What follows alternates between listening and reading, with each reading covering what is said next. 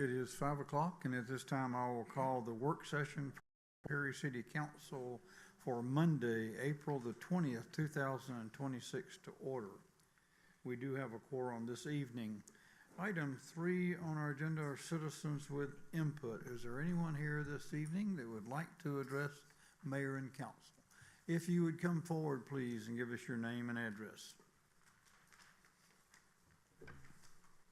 Good evening, Mayor and Council and Robert. My name is Ellie Loudermilk. I'm president of the Historical Society, and I want to talk to you tonight about the Veterans Memorial that we are proposing for Legacy Park. This memorial has been a dream of mine, I know, for 15 years. It has meant so very much to me that our veterans be remembered. And to date, there is not a memorial in Houston County that does that. Over the years, everywhere I've been, I've taken pictures, and then I got more serious about it and went to the internet, and I've been all over the internet looking for, memorials. I want the best for Perry, Georgia. So over those years, though, there was one that caught my eye many, many, many times. I went back to it. I examined it. I pulled off the road, looked at it, taken pictures of it, and as of this morning, have actually talked to the Public Works, in that city, because I wanted to know when they installed it and how it has held up. That memorial is in Alma, Georgia. Can you see it on your screens? Okay. While I love that, I love it because it's crisp and clean. It's black granite, with the names etched in it. There are some things that I do not like about it and would like to see changed. One of that is the order of the conflicts. I think that it needs to be in chronological order. And so that would be the first thing. The second thing, if you'll switch to that second picture, the second thing I would like is for the base to be that stone that is around the reflection pool, because it would be like it would flow from one to the other. I don't like the brown, with the black, but there are all kinds of blocks, that could be filled in. I like the look of the blocks. And then the third thing that I did not like about that and would not want to copy would be the sponsors on the front of that memorial. I think that if we're going to make a memorial for the veterans, it needs to be veterans.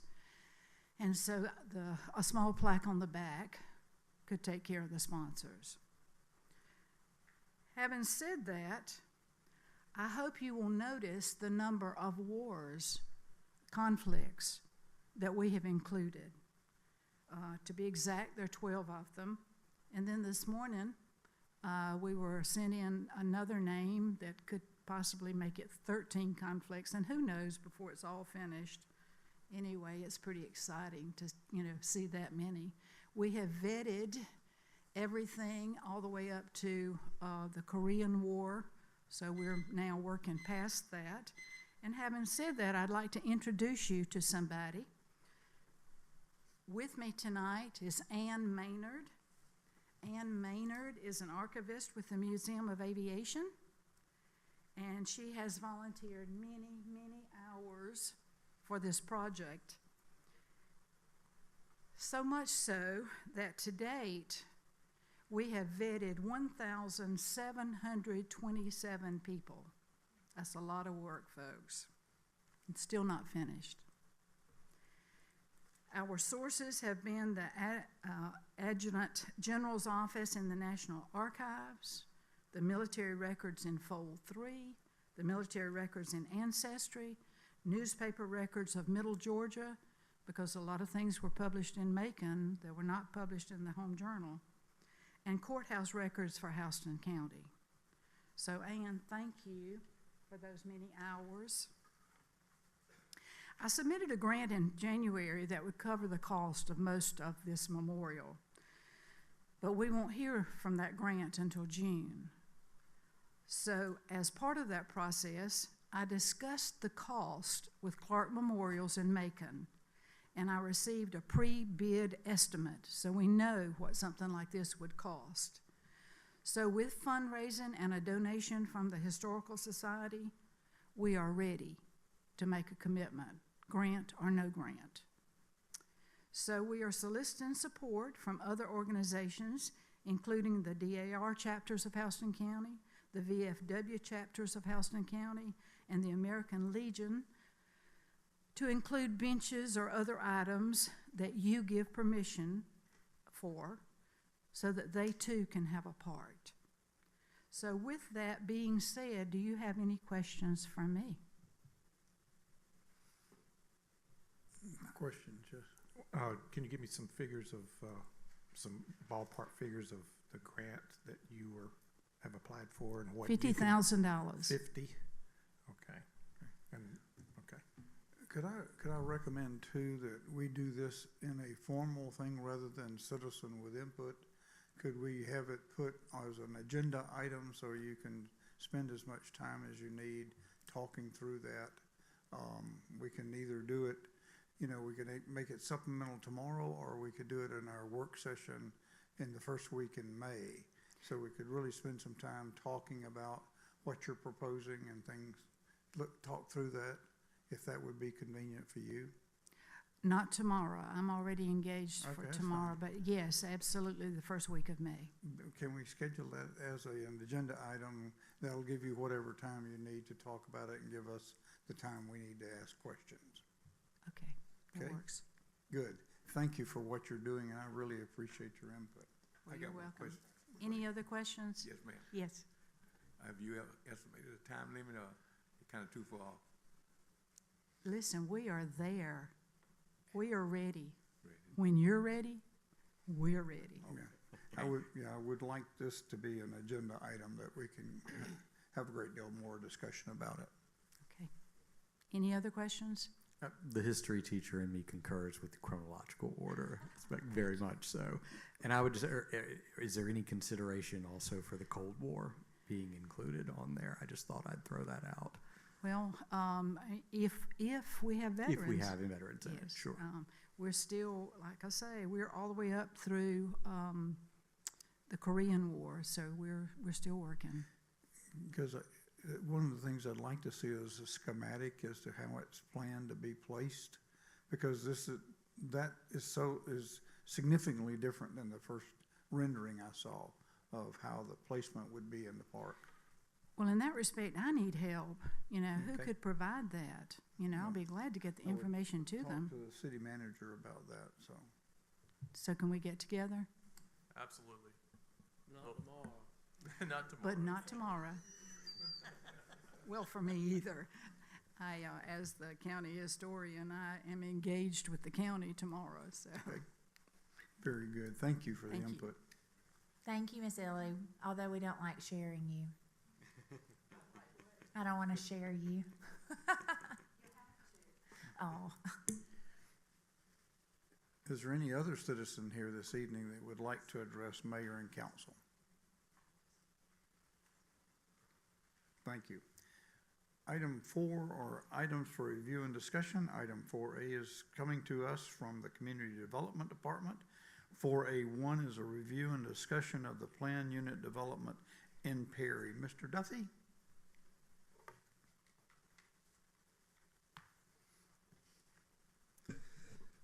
Good evening, Mayor and Council. Thank you for having me tonight. So this is really just a conversation about what is a planned unit development.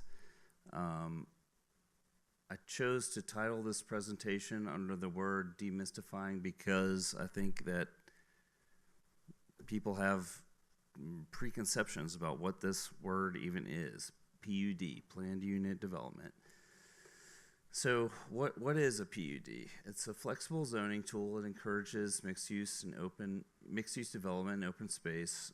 I think what I would like to convey to council this evening is that planned unit developments are an opportunity for us to get better quality development. And that's really kind of at the crux of what these zoning tools are.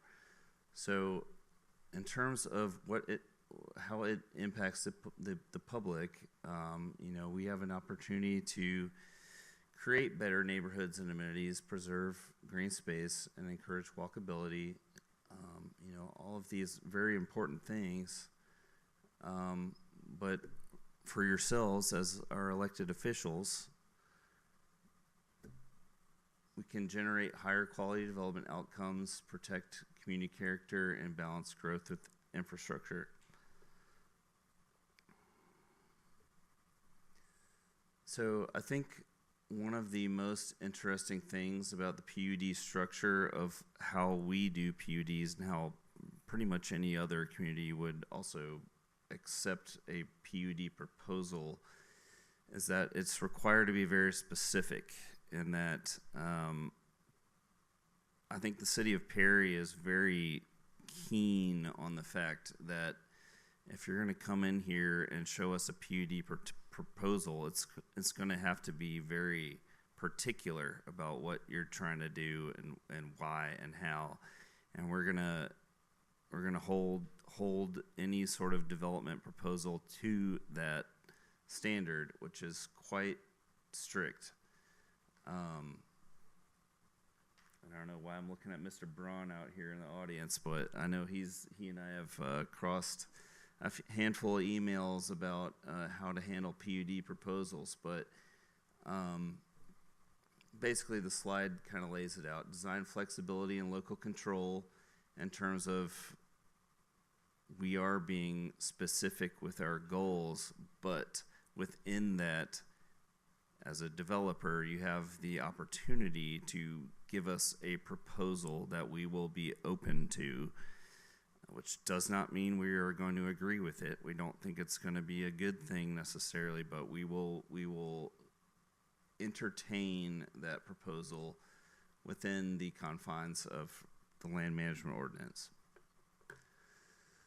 So this is actually kind of a broader slide, just in the terms of like any sort of general development application that ever comes before the city. We start with a pre-application meeting. From that, advice is provided to the applicant, and it then turns into staff review. And in many cases, it goes to planning commission and then to various public hearings, and then potentially city council final weigh in on that. But I thought it was good. I think maybe we could rework this to like a flow chart type of thing, just so everybody can tell how things move through the system. But it starts with the pre-application, to staff review, to planning commission usually, and then public hearings, including city council approval. And planning commission is also considered a public hearing. So when it comes to PUDs, though, it's really like a matter of what do we want on this area of land? Like, do we want it to be multi-unit developments? Do we want it to be apartment buildings? Do we want it to be single family? Do we want it to be commercial? We can tell these folks 100% what we want on there. Like that's I think important for us to understand. With that second point there, it balances flexibility with accountability. I mean, I think that's exactly the point of a PUD, is that we can guide development. It's coming no matter what, right? And we're gonna have to deal with that. But like when we have the tools of a PUD and a strong regulating plan, we can guide that pretty effectively, I think.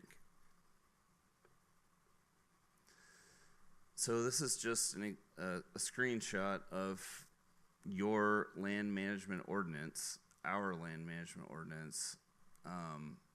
It kind of outlines the whole concept. I mean, what's the intent of a PUD? Planned Unit Development District is intended to allow for unique and integrated mixed-use developments which are suitable in location and character and which cannot be achieved in other base zoning districts established in this section, which is the entire management ordinance, including districts in the form-based code. The PUD district is not intended to be used as an alternative to obtaining variances for developments unable to comply with other development standards required by this section. The PUD district is further intended to accomplish the following specific objectives, which I will not read through, but I think you get the gist of it, which is that PUDs are not a workaround from base zoning, and that's something we work with the folks who come to our office with various proposals, and we tell them no. We tell them no. Just because you want to build X, Y, and Z level of density or any type of commercial building, you cannot do that in a PUD district. So, and there's obviously a very public process required to get one even approved, so y'all would hear about it before it even had the light of day of being approved. But I just thought it was important for y'all to understand what the actual ordinance says. So when we talk about overdevelopment in Perry, which I think is a very worthy topic of discussion, this is just a screenshot. I know y'all received a number of attachments in your eScribe packets, but the goal of providing you the spreadsheet was to share the absolute level of detail that the Community Development Department has in terms of subdivisions going back, I think, 12 years maybe. Going back quite a long time, every single unit accounted for. So, I don't know, I think that this is a pretty interesting map in terms of where are the PUDs. If we are continuing to have mysticism around the PUDs, I think this can help demystify that a little bit. So everything in blue is what is currently zoned PUD. And granted, this for sake of the public, each of these blue areas is going to have different zoning parameters. So, like, let's look at the Encore number 12 over there. It's going to have different parameters than number 3, which is House of Springs, which is going to have different parameters than number 2, the Preserve. Each of these zones, if you will, have their own specific zoning criteria, and that is what we hold them to when they come through community development to try to get permits. So I hope that's helpful. But I'd be happy to answer any questions if y'all are so inclined. I have a couple, Mr. Duffy. So when you were talking about the level of control that we as a council have with PUDs, what are some specific examples of that? You mentioned density. Can we limit or increase, or, I mean, you know, can we literally control the amount of density that goes within a specific PUD? Well, I'd say council's power and planning and zoning's influence on that start with when it gets approved. So if something got approved in 2007, sure, which is an issue we are currently dealing with on old approvals that do not necessarily align with what we would currently like, those are the parameters. It's a localized form of zoning control over a specific acreage. But I do think it's an important point, and I'm glad you mentioned it, that many of these were approved years and years and years ago, you know, under, I don't think, you know, not this council or, you know, was there during that time. So I do think that is an important point to highlight. What about like building materials, brick versus vinyl, that sort of type thing? We do not currently have local regulations that govern the form of materials that one shall use outside of our townhome ordinance. So if your PUD was approved in again, 2007, Sure. for example. Anything we've passed in the last 10 years is not going to impact that. Right. Is that something we should or look into, maybe? I'm just asking. 112%. Okay. Yes. Yes. All right. Yeah. Well, you'll be hearing more about that from us. Yes. I like the 112%. That's very specific. That's a random number, but yes. Um, Yes. No, we will be bringing some items to that effect before the Planning Commission and with intent to bring before council in the next probably 2 months, I would say. So, Excellent. That's all I have. Thank you. absolutely. Yes, sir. You had I your think hand you up got before your me. hand up. Oh, okay, great. Hey, thanks for doing this. I'm glad to hear about this. Let me just see if I can word this a little different so I can understand it a little bit better. Our city is laid out basically with the different zones, and we have either residential, R1, 2, 3, or multifamily residential, or commercial, or industrial, or agriculture, or parks, et cetera, et cetera. So a PUD simply allows a developer to basically do kind of a mini community according to his vision that is a hybrid or a mixture of those various zonings. Is that kind of another That's way to basically say the that? concept. Yes, sir. Okay, and so it could be 2 of those, it could be 5 of those all combined together, depending on the development. Okay. Correct. And did I understand you to say that we could go to a developer and say, hey, would you do a PUD at this, and here's what we'd like it to look like? Well, I would say that if, let me go back to this particular slide.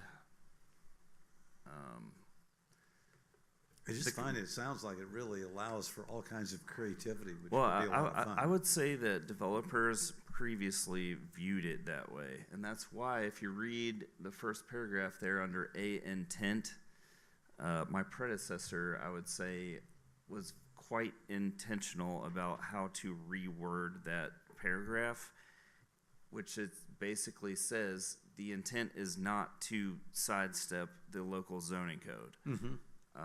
And I think that that is really important.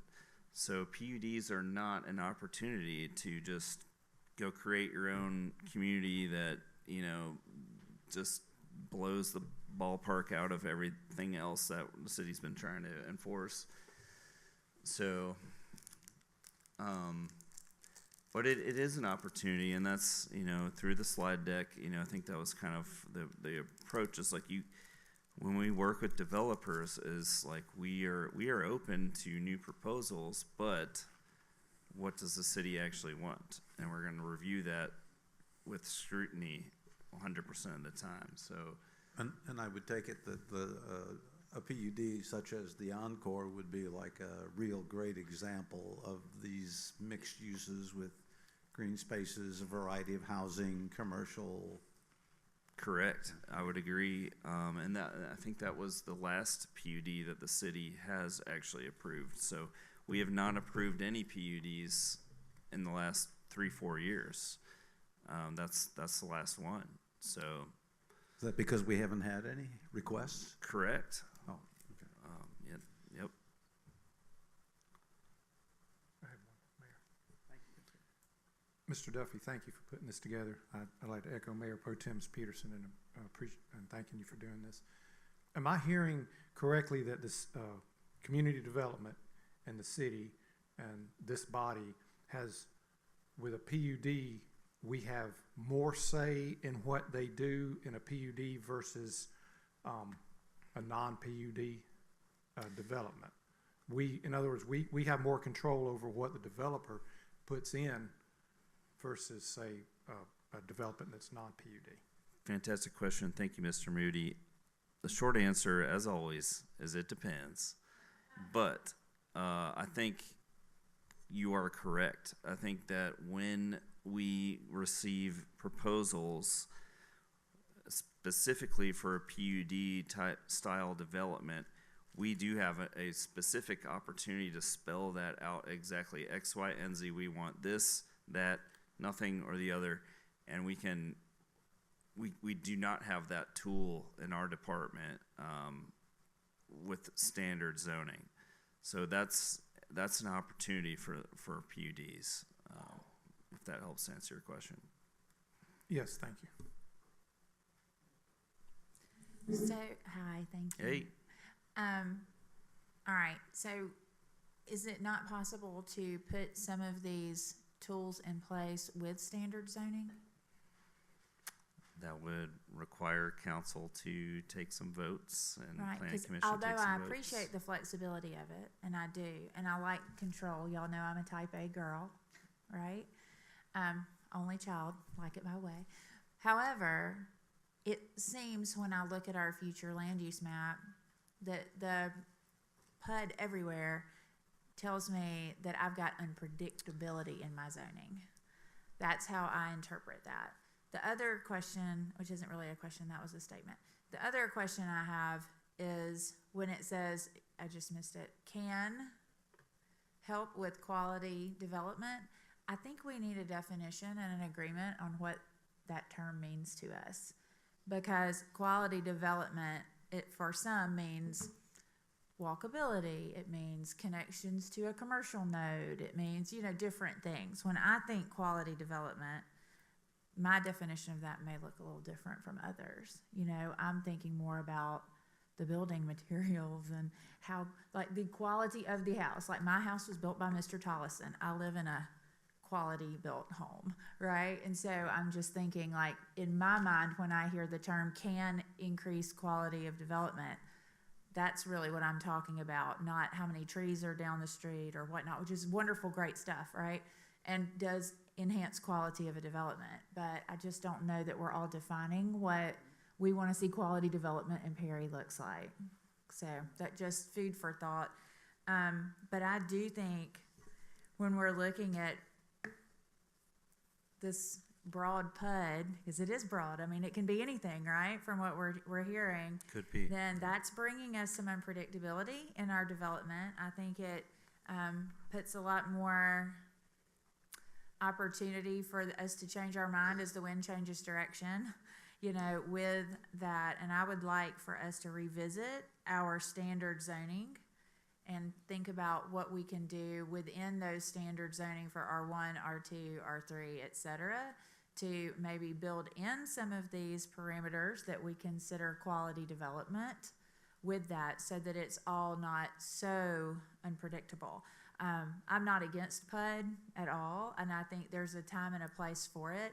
But as Councilman Jones pointed out, I believe at our last meeting, when we look across that future land use map, it's all orange, right?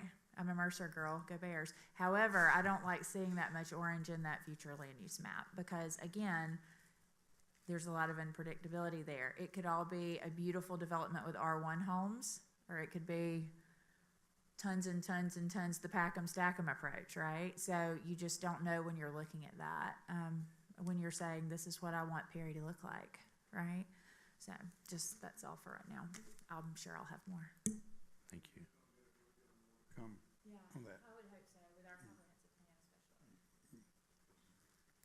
We've had, Just one, and kind of a clarifying point, and it goes to what Councilman Moody said.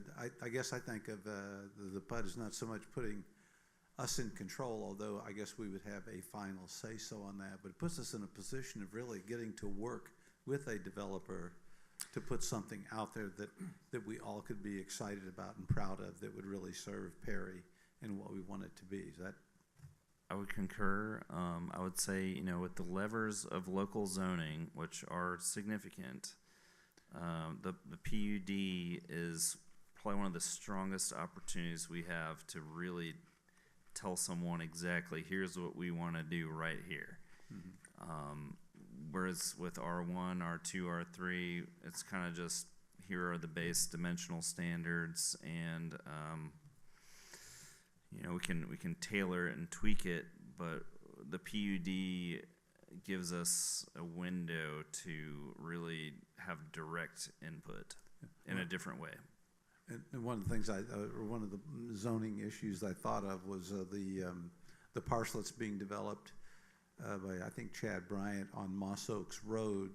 That is a previously zoned parcel to R3, and so that's what he's gonna build out there, and it doesn't have anything to do with what we want or not. Although I know you were working, and this gets back to Councilwoman Faust's question about quality, and you know, I guess we're re-looking at building materials and those kind of quality issues as well. Is that correct? So that PUD specifically was approved in 2007. So it's an old development plan, which I think we could all agree is not necessarily up to date with what modern standards for what we might wish for right now, but it's legally approved. We have not been in discussions regarding building materials on that particular property. Other questions? Just a few comments. Very interesting discussion up here this evening. Appreciate you, Joe, for putting this together and having these sorts of conversations. I think they're very important. I hope we have more, moving forward. I do think PUDs are a very good option for the city to look at as it relates to, development coming in. Yes, I'll do better with this. Development coming in, and on the flip side too, I think with traditional kind of Euclidean zoning, the traditional format, it's pros and cons. I think generally, and I almost hesitate to say this, but up to this point in time, it has not worked as well for us as I hoped it would, quite honestly. You give someone a blanket, R2, R3 or whatever, they're going to go in, they're going to do what they want to do. And you all and the Planning Commission aren't going to be able to look at the complete picture, when you're talking about a development. So all the various components of a subdivision and there, maybe varying ideas on what it means, but, quality, sustainable, livable type subdivisions that I think you all generally want to see developed here in Perry. I think something really important for us to keep in mind with this conversation, and a way that the Planning Commission and you all as a body will be able to better tailor what does ultimately get developed here in the city of Perry, is just kind of understanding that you can have conditions, as they relate to things coming in. Because I think right now we have the 70 square mile service delivery area, right? We have the city limits, about 30 square miles. Most of what what Planning Commission you all are gonna see are gonna be annexations, rezonings, that sort of thing. So when you're considering those, making sure that you all put into place conditions associated with those to ensure that you're getting the type of product on the ground that you want to see. So regardless of the type of zoning or whatever that comes to you, you still have that option. When you approve something like that, no one has a right to rezone, no one has a right to come into the city unless you all say so, and that can come with conditions with that. So keep that in mind too. So you see some places out there in a hot kind of competitive market like Perry, and they're bringing stuff in, and they might have a whole list of 15 conditions, the things have to have. But I think working on the front end with the development community and our community development folks, and compromising and negotiating, ultimately get a product that comes to you all, is certainly a worthwhile process to go through. Yeah, and Robert, also the discussion we've had several times relative to, time limits on these, the life of a PUD. This is bringing us, this 2007 discussion. There's got to be some development time placed on those that they expire. And so I think that's something that we as a council need to think about as we're moving forward with putting in new ones. There is some period of time you've got to develop them, or they're no longer, available. 100%, yes, sir. Could you elaborate, Mayor, what you mean when you say expire? Well, see, this Would it no longer be a PUD after so many years? Yeah, it would expire. Okay. The zoning would expire. Okay. I mean, here you are dealing with zoning that's 20 years old. It doesn't meet what we want today, but it's still, we have Legal. no controls in place. Correct. And so they're still, viable. Okay. Yes, sir. I can't remember who made the statement, but either Mr. Smith or Mr. Duffy did. You mentioned that that some of the PUDs have not served Perry the way they were intended, I think. Did I understand that statement correct? And if I did, what would an example of that be? Houston Springs. I think that's a very subjective point of view to bring that up. Well, and why? I am not here to tell you what my opinion is, but I remember when it was first proposed, there's 03. headlines on the Home Journal, and I think it was going to be shops out there and, Yes. big to do, and that has not happened. Well, Dr. Albritton, a lot of it had to do with the recession. Mr. O'Brien, he like a lot of people, he lost a lot of money, but still that's irrelevant. I mean, we're talking 2003, 2004, and we still haven't seen it come to fruition like master plan. So I'd like to see us come and, before us be able to tweak the zoning and the regulations and, and grandfather old PUDs in.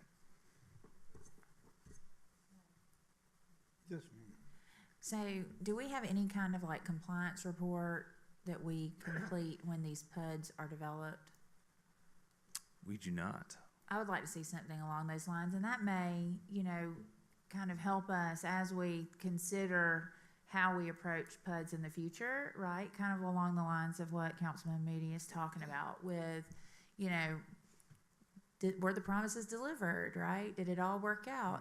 How many change requests do we have? I know out in one development right now, it seems like every time I turn around, I'm seeing a change request, and that's necessary sometimes. There's a reason for that functionality, right? But are we seeing a lot of diversion from the original plan that was approved, because those don't always come back through, right? Just to kind of think through, with this flexibility, what are some guardrails and some parameters we have in place to ensure that this is not becoming, what in the past has been considered almost an exception to be made for zoning to allow for some of this. If that's becoming our preference, then what does that look like? How is that actually working out in fact? Going back to your chart, you don't have to go back to it, Ms. Annie, but going back to the chart where you list out all the different developments, yes, that one, to kind of go through and think, all right, so in Ag Estates Phase 1, how is this working out? To kind of look and see historically with the PUDs that we have in place, even though we haven't had any new developments in that area or new application, I believe you said in 3 to 4 years. I think it would be nice to kind of see, how's this working for us right now before we put all of our eggs in that basket? Yes, ma'am. And I just would follow that up with, we made our PUD requirements very strict. So it is hard to get a PUD approved in the city of Perry. And perhaps the development community might not like that very much, but it's a level of control, and that's one of the levers we have in community development department, to pull that lever and say, if you're going to come in here and do a PUD, you're going to have to present us something good. That's what those tools are in place for. Another way to say that, in addition to being strict, would be that we have set high expectations. Absolutely. That's the word that teachers like to use. Yes, ma'am. I wish those levers of which you speak were in effect in 2003. They were not. Right. So we're learning from our experiences, and we're going to improve, I can assure you. Well, thank you all. Thank you, Mr. Duffy. Very interesting conversation. Absolutely. Item 4B is from the Office of the City Manager. 4B1 is the 2024 SPLOS discussion. Mr. Smith? Come down front for this one.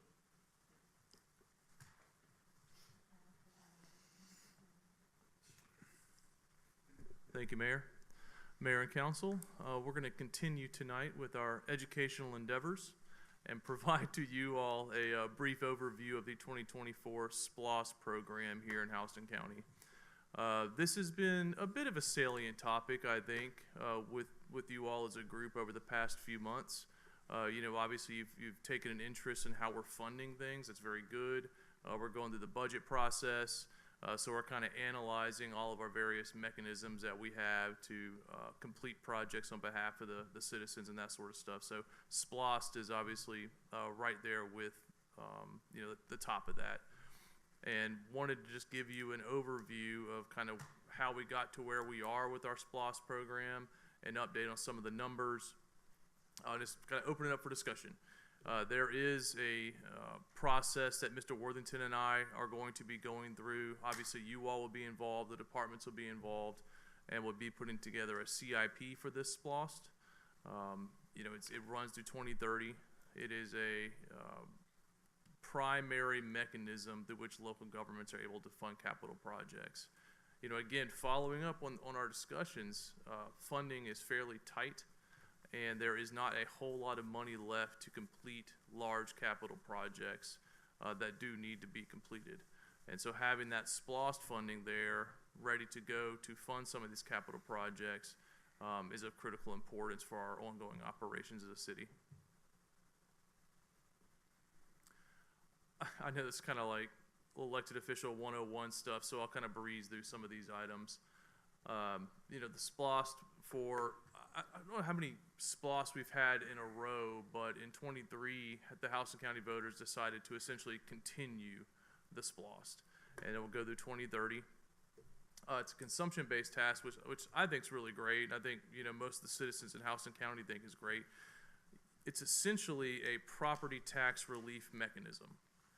These are expenditures that are going to happen, and if you didn't have this 1% sales tax there, collecting revenues to cover these capital project expenditures, it would most likely be beholden of the ad valorem tax payers to cover the costs associated with this project. So with this, we're able to outsource, if you will, the funding to surrounding communities. We're able to outsource the funding to travelers up and down Interstate 75, folks that visit us at the fairgrounds, all those sorts of things. So again, exporting our tax base to a certain extent and still getting projects done. It's a very good mechanism to pay for capital projects in the city. Brief overview, the estimated, and you have some of the numbers in front of you, the estimated collection on this is $200 million. With the 2018 SPLOST and now with the 2024 SPLOST, we are exceeding those collection projections. Very good. You can see it kind of ebbs and flows through there. But generally, the city is collecting between $225,000 and $250,000 per month from this SPLOST.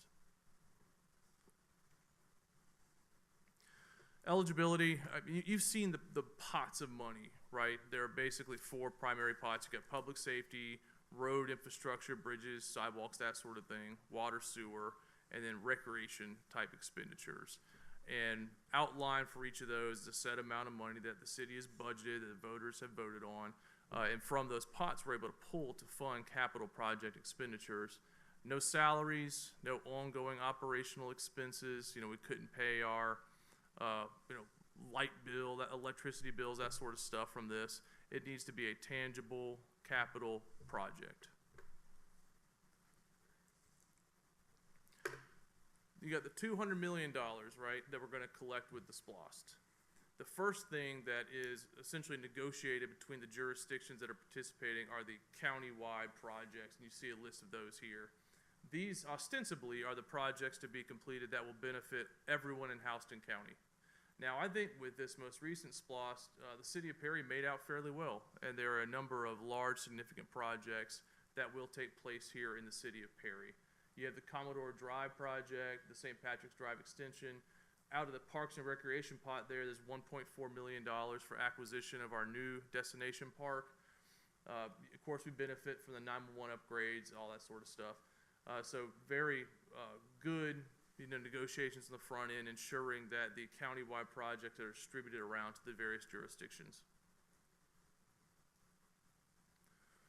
Breakdown of the type of projects that are being funded. Again, we kind of already went through this, but if you take the $200 million and allocate it out, that's what it looks like. After you have the $90 million in county-wide projects, The remaining $110 million is distributed to the participating jurisdictions in discrete allocations, and you can see those breakdowns here. Nothing new to you all, but you can see that the city of Perry is about $14.4 million.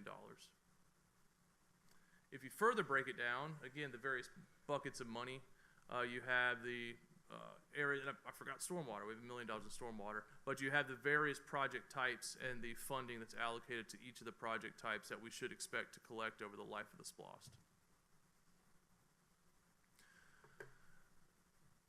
Kind of a rudimentary table here, but we do track internally. We have the collection distribution data that comes from the county that you all have before you, and we track internally on a spreadsheet the expenditures for SPLOST at any given point in time.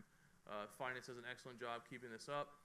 You can see that we have not, outside of recreation facilities and equipment, we have not spent a whole lot of the funding that's been allocated at this point in time.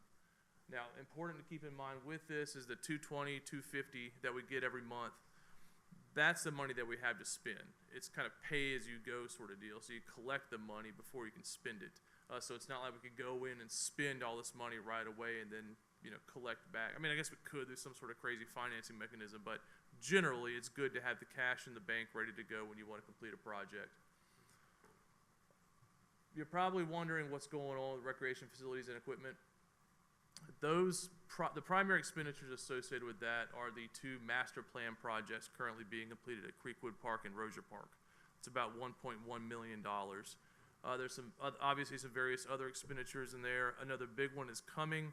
As you're aware, last week the Hasea Club and the city broke ground to the new playground. The city is committed to a restroom structure and ancillary support structures out there. That will be SPLOST. So very quickly, we are running low generally on recreation facility money. We've spent a lot on the front end, and you know, there's not going to be a whole lot left to do with recreation facilities in this current SPLOST. We will be going through this. We'll be putting together some potential projects for you all to consider, and again, we'll be getting back with you with some capital improvement planning recommendations. Any questions? Questions? Robert? Go ahead. If you could flip back to probably the first or second slide you showed us there. There we go, right there. Yes, this one here. This is the collection. The total projected revenues countywide is $200 million. Yes. And that's going to be over 6 years, and so far almost $30 million of that has been committed. So Perry gets a % of that $2 million, or does that all come to that's countywide? The $200 million? Yes. The $200 million. So right off the bat, $90 million of that is allocated out to countywide projects, and then the remainder, $110 million, is distributed to the member jurisdictions, the participating jurisdictions. Based on population. Based on population. Okay. So we get, again, the 14, that's like 7 point something percent. 7.19, I think is the number. Okay, if we go to the next slide then, please.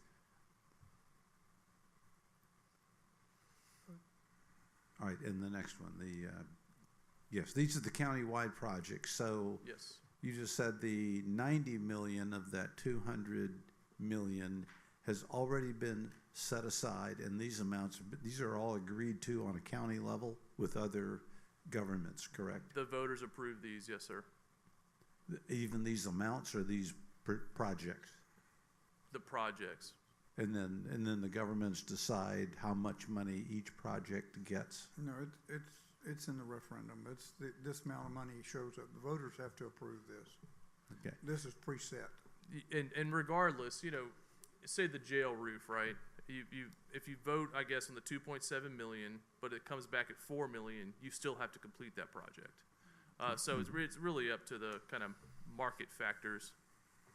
Yeah, just kind of trying to understand how the money works. So out of the 90 million, these are the projects that have been funded. So so does that mean that as the money comes to Perry for the Commodore Drive design and engineering, do we get 7 million right away to spend on that, or does it come over time? It comes over time. Okay.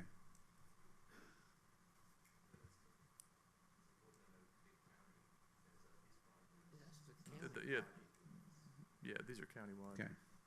Okay. And then on the next slide, just maybe one other question.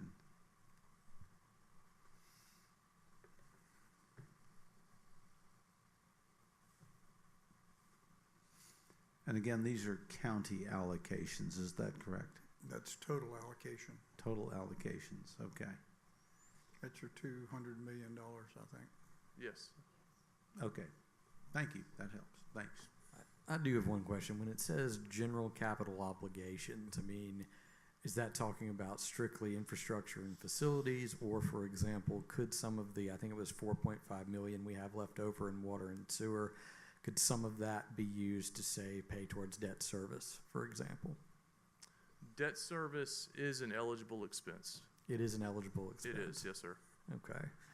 I can't speak for everyone else, but I would love to see us use some, perhaps not all, but some of that towards that if it can help us, lessen, rate increases and so forth. So We are looking at our options as we put together the budget. I appreciate that, Mr. Smith. I do. That's all. Questions for Mr. Smith? And this goes through 2030, you said. Yes. So we'll just continue to collect that potentially, depending on revenue and like how much people are spending out there, right? Mm-hmm. But we usually get about $250 a month. You said something like that. So we'll get $250 a month if nothing changes with how people are spending their dollars here, right? Through 2030.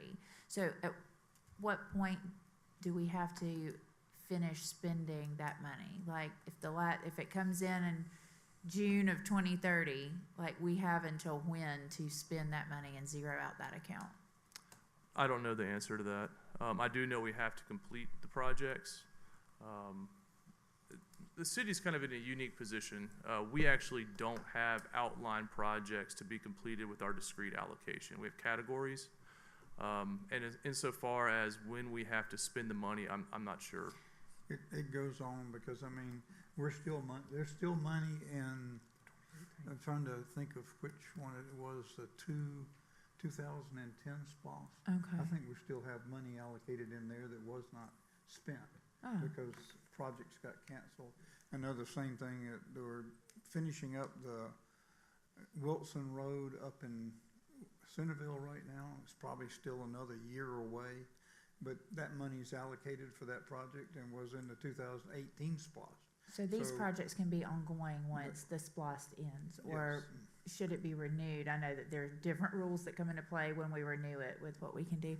Okay, so my guess is that as you work on the SIP as you've talked about for the SPOS funds, then we will have a clear outline of discrete projects for each one of those categories in the city, correct? Yes. We'll absolutely outline some projects, but it's definitely important to kind of keep some of the funding available for Right. emergencies and things that just kind of Sure, come up that you sure, have sure, to complete. Right, but we'll have, it kind of feels like sometimes it's like the immediate answer is always SPOS will pay for it, and I'm like, oh, there's only so much money in SPOS. That's correct. So if it's paying for this, then what is it not paying for that we hoped it would, right? So just to kind of outline some of those priorities within that SIP would be good. That would be something I would like to see. Mm-hmm. And if I Yes, may, sir. one more question, please.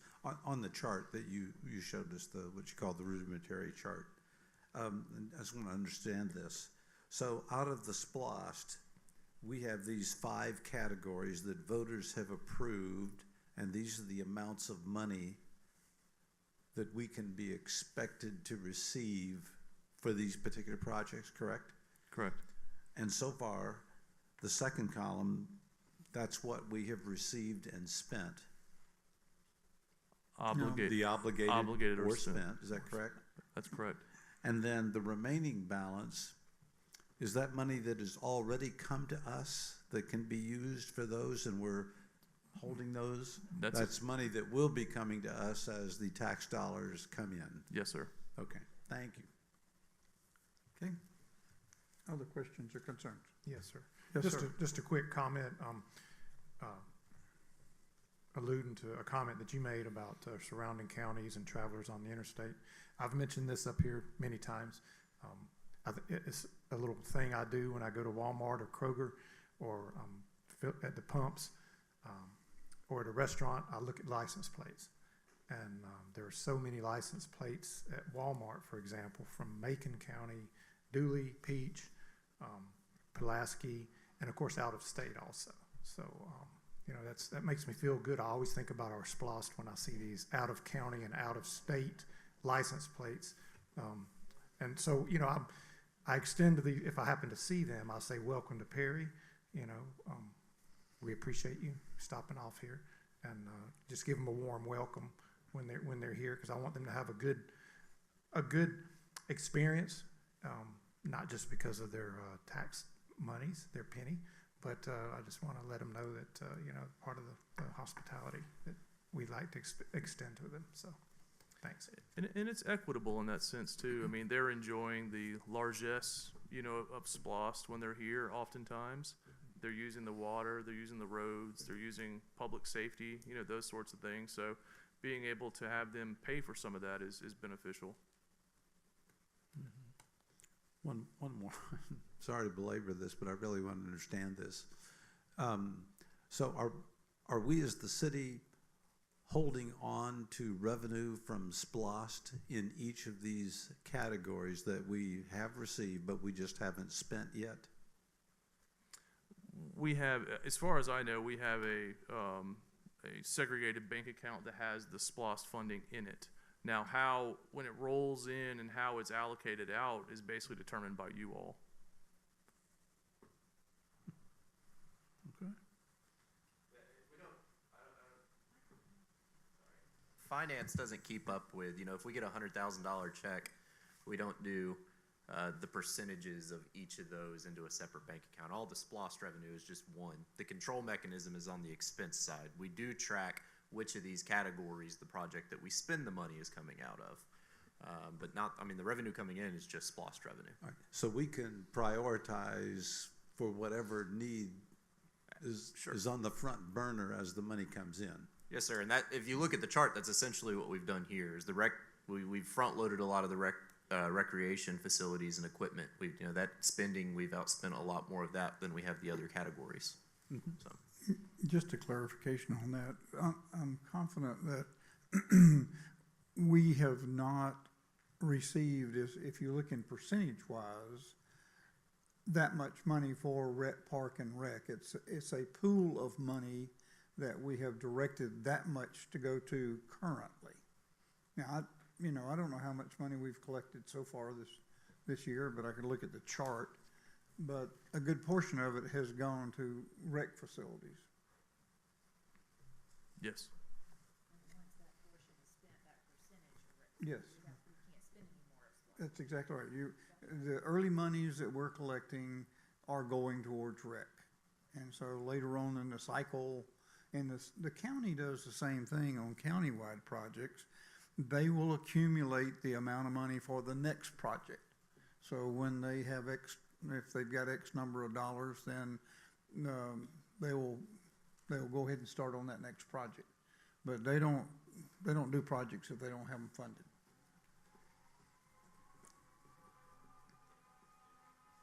Okay. Thank you. Thank you, Ms. Smith. Thank you. Item 4C is the Office of City Attorney. 4C1 is a development agreement between the City of Perry and the Patriot Development Group Incorporated. Ms. Newby? Thank you, Mayor. Mayor and Council, you may recall in July 1st of 2025, you all were presented by Mr. McMurrian and approved a development agreement with Patriot Development Group, in which the developer would upgrade a certain portion of pipe from a 10-inch to a 12-inch in exchange for their fronting all of the expense and then being reimbursed a portion of that expense over time from the city with an initial payment of $125,000, the total amount to be reimbursed up to $215,000 in exchange for, again, them fronting the expense up front and then also a reserved capacity of 300 units. Part of that agreement required the developer to be able to provide all easements that they needed to be able to access that line. The developer was not able to meet that portion of the agreement. Also, this agreement was approved prior to council implementing the sewer connection fee.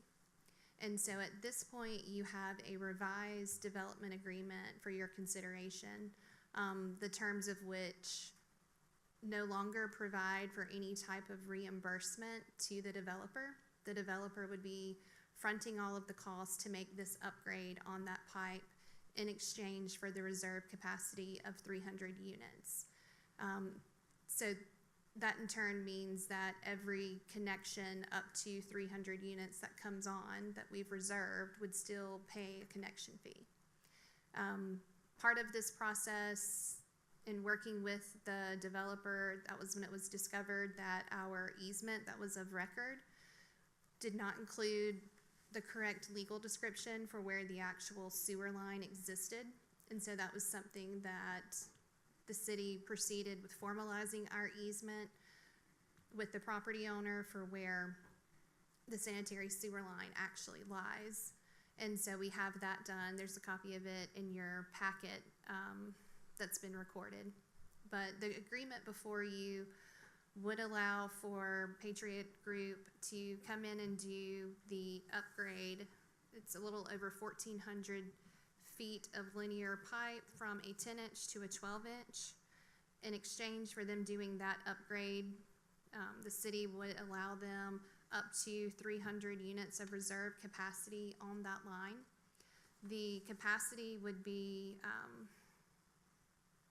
limited to 5 years from the date of the city's written acceptance of the infrastructure. And again, this infrastructure has to be constructed as part of the development plans that are submitted and reviewed and approved by the city. Once that's done, the developer could then install a sanitary sewer lift station on the development. And just to kind of orient you, this development is supposed to be the build out of what's known as Walker Farm subdivision. Let's see. The developer is responsible for the design and engineering and permitting and construction of all the infrastructure, but it's subject to all city land development requirements, design standards, and inspection and approval. Afterwards, the developer is supposed to provide the city with an as-built drawings and certification of compliance from a Georgia licensed professional engineer, certifying that all of the infrastructure has been completed in accordance with the approved plans and standards.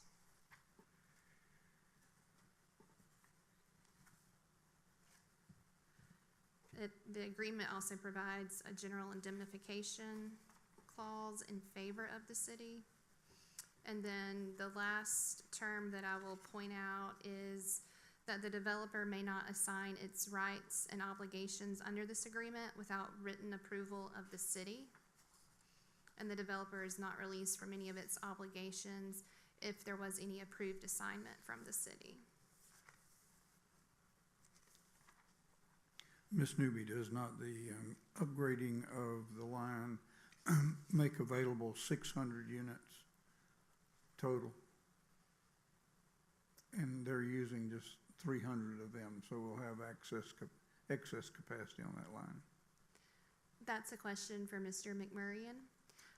My understanding is that this upgrade allows access or opens up the availability of sewer to this parcel that they're seeking to develop.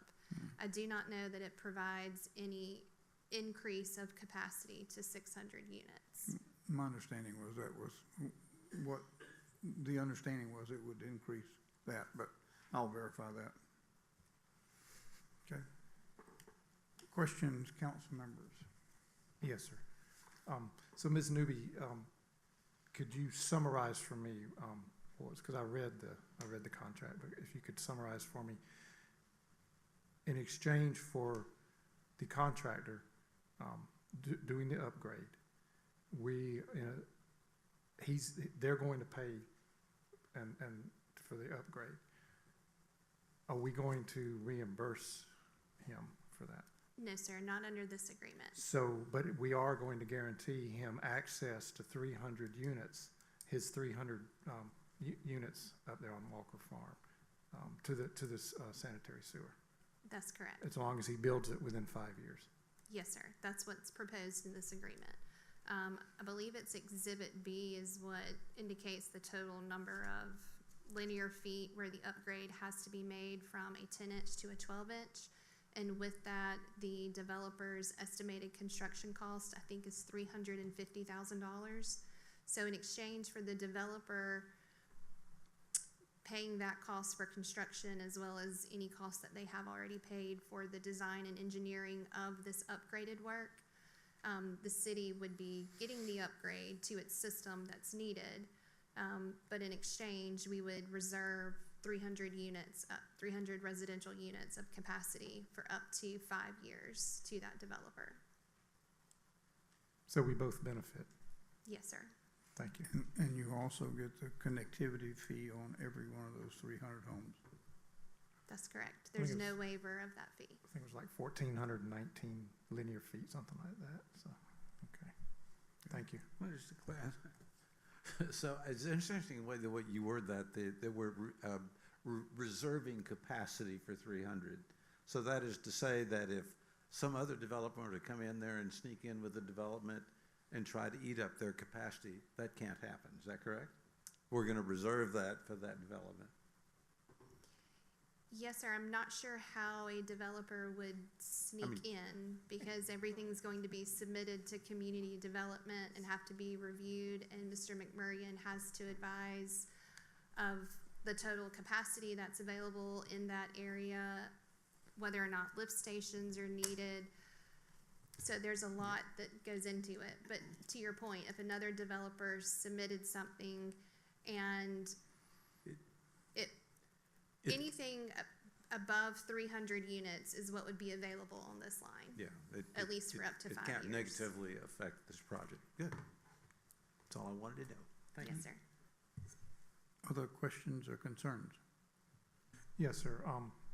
To Mayor Pro Tem Peterson's point, let's just say another developer comes in and it clears Planning Commission, clears the pre-app meeting, community development, and he or she, this company, is quicker at getting his development built than Mr. Braun or Patriot. I know this is all hypothetical, and I'm sorry for asking this, but does that mean that his group will still be assured that he can have the 300 connections? Yes, sir. So that's what this agreement outlines. Again, that type of pre-application meeting is going to tell that other developer in this hypothetical situation, we only have X number of units available on this line. That includes 300 that are reserved for up to 5 years to this specific developer. Thank you. Yes, sir. Okay. If I may, Mayor, I commend Ms. Newby on putting together a very strong, favorable agreement. I think what you all have here this evening is the definition of a win-win when it comes to getting development completed in the community. From the city's perspective, I would think that this agreement would essentially serve as a litmus test or a template, if you will, for how these sorts of things will go in the future. There are a lot of infrastructure needs here in the city, and if a developer, builder, whatever, wants to come in and prioritize something, then they're going to need to pay for it. And as our system builds out, I think more and more, we're going to have to ask for participation from, developers or whoever to get this type of stuff done. We are getting a public, sewer improvement that needs to be completed, and they're getting to go ahead and build their new homes. So very good agreement, and administration is very much in favor of it. What I need from you this evening is concurrence to move it forward for a vote tomorrow. Concur? Okay, thank you. It is on the agenda for tomorrow, and so we will take a vote at that time. Thank you. Appreciate it, Ms. Newby. That was a very good presentation. Item 5 are council member items. Dr. Fowles? Mr. Jones? I have one item, Mayor. It was my understanding, and someone correct me if I'm wrong, that our surveys for the comprehensive plan on behalf of public input were supposed to be distributed at the wine tasting event. And so I was just wondering what if we got some responses from that, or if there was good participation. And yeah, that was my question. We will work to get some analytics back to you. I don't have that information. I don't know if anyone has that information right now. Sure. I can supplement a little bit.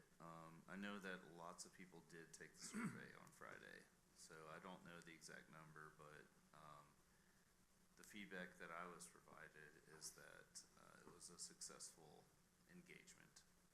Excellent. And just one more follow-up. I think as a part of the process, if I remember correctly, we're going to hold open, I don't want to say town hall, but open events where the public is able to come in, provide their input, ask questions, and that sort of thing. And I just didn't know if we had any dates for that yet, or... That's correct. We're looking at one in July and one in September. Okay. So more details to be announced. Very good. Very good. That's all, Mayor. Okay. Dr. Albritton? Mr. Moody? Yes, sir. I'd just like to thank Chief Parker and Chief Everidge, not only for keeping us informed of events. There's been, a few incidents, lately, and not only appreciate the keeping us informed, but appreciate your department personnel's professionalism in taking care of these events. So it's another great example of why Perry is a great place to live. So thank you. Mayor Pro Tem? I would say amen to that. Thank you all very much for that. The only thing I wanted to add was just to say a quick congratulations to Councilwoman Faust on her birthday, which I understand is today.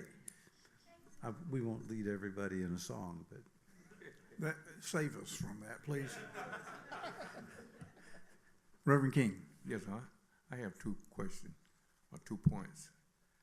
I know as we finished the road going to Creekwood, we had made a mention that we're gonna put some interment up there, so people coming in, they recognize how to get to Creekwood. And we got a lot of activity going on. I was out on Saturday and Friday checking things out, and I tell you, it was booming out there. And that's one of the things that one. Also on the statute, I know, I talked to the manager, it's in process, where we at in that process? Councilmember King, the project is out to bid, and I believe bids are due the first couple of weeks in May. Due Thursday. Okay.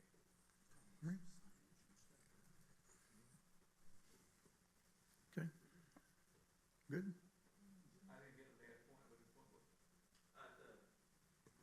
The bid is out, and it is actually due on Thursday, the 23rd.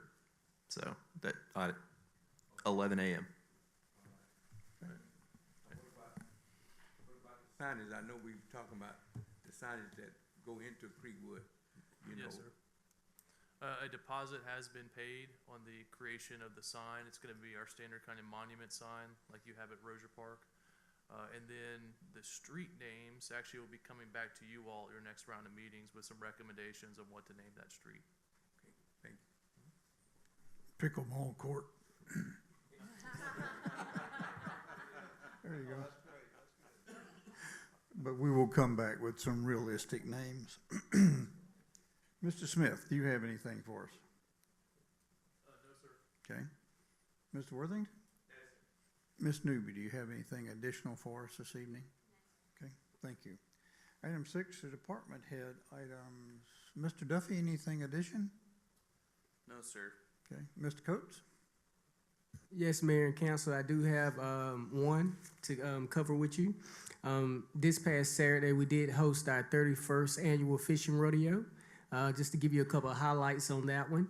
We had over 245 attendees, with 154 of those attendees being youth. I would like to thank the DNR for coming out with the rail wagon and offering educational support, answering questions, and assisting with judging throughout this event.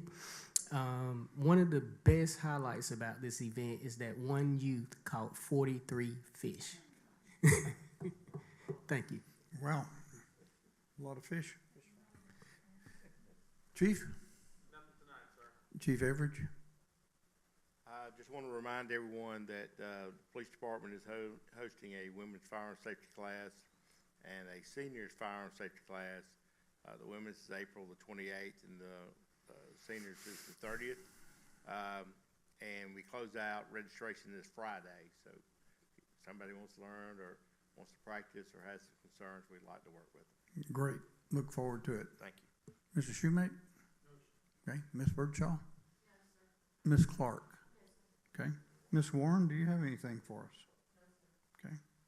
Item 7, mayor items, and as I continually say, all of our meetings are open to the public, and we encourage your interest and participation in our meeting. So our next meeting will be tomorrow afternoon at 5 o'clock here in this chamber with our pre-council meeting, and our regular council meeting will start at 6 o'clock. So we would look forward to having each one of you there tomorrow. We do not have a need for an executive session this evening. Council members, is there anything else to come before this work session before we stand adjourned? Hearing nothing, at this time I'll entertain a motion to adjourn. Motion and a second. All in favor, please indicate by raising your right hand. We do stand adjourned till tomorrow afternoon at 5 o'clock.